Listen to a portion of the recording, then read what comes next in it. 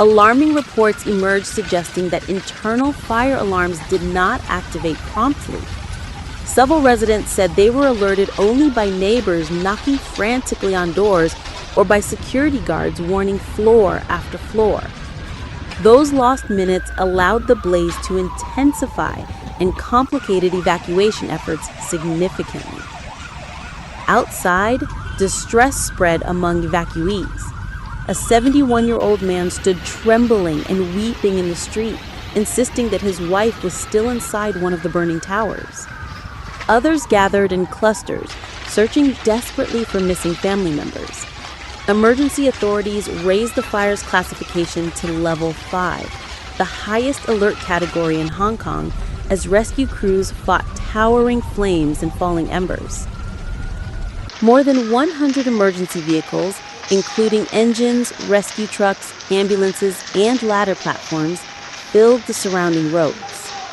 Firefighters repeatedly attempted to reach upper floors, only to be driven back by extreme temperatures.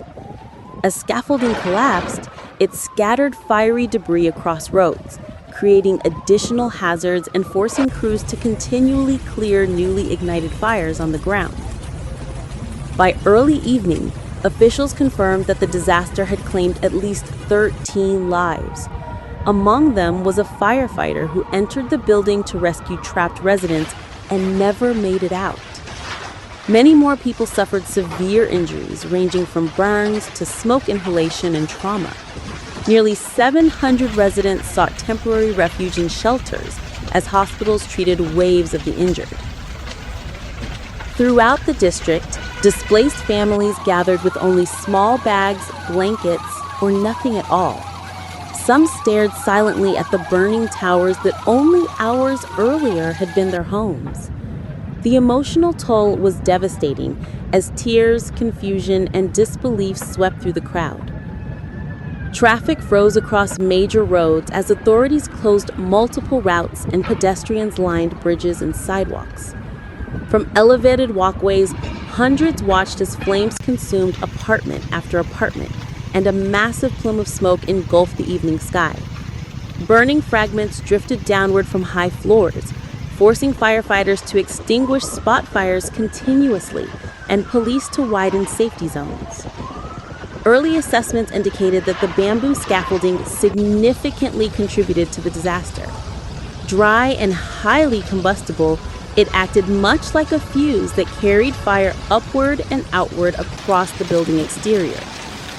The use of such scaffolding in dense residential renovation projects immediately came under scrutiny, with authorities promising to reevaluate inspection protocols and safety regulations.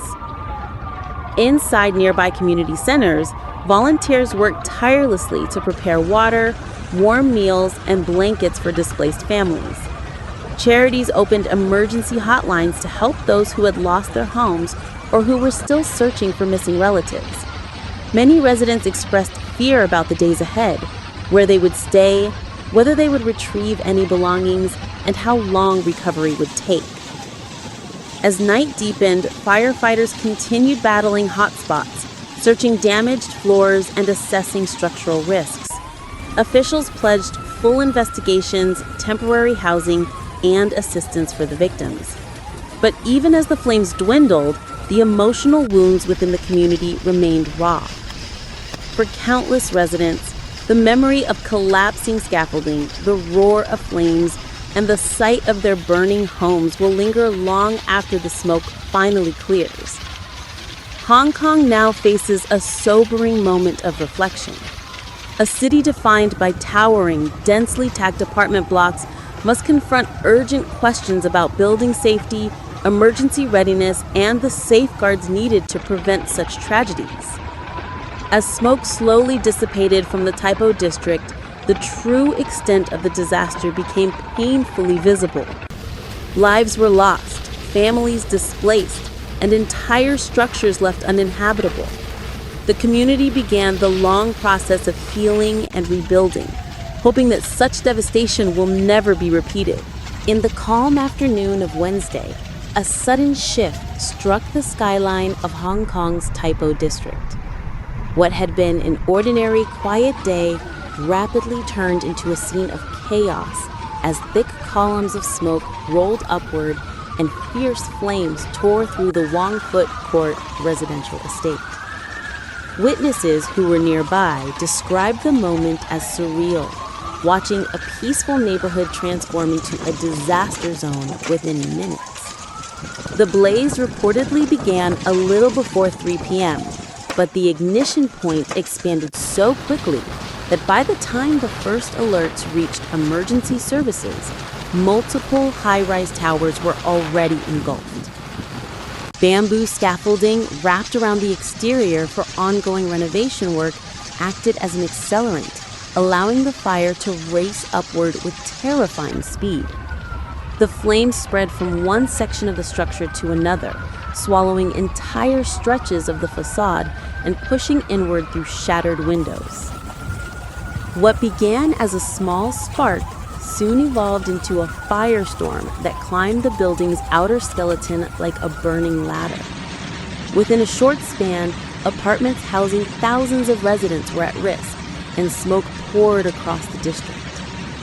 When firefighters first arrived, they were met with walls of heat so intense that approaching the upper stories became nearly impossible. Entire sections of the bamboo scaffolding had already turned into glowing frames, collapsing in pieces and raining burning fragments onto nearby streets.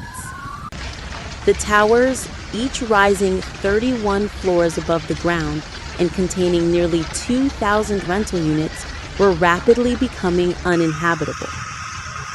Inside the buildings, panic took hold. Many residents were elderly or struggled with mobility limitations, turning evacuation into a desperate challenge. Hallways quickly filled with thick, suffocating smoke, prompting people to flee in confusion.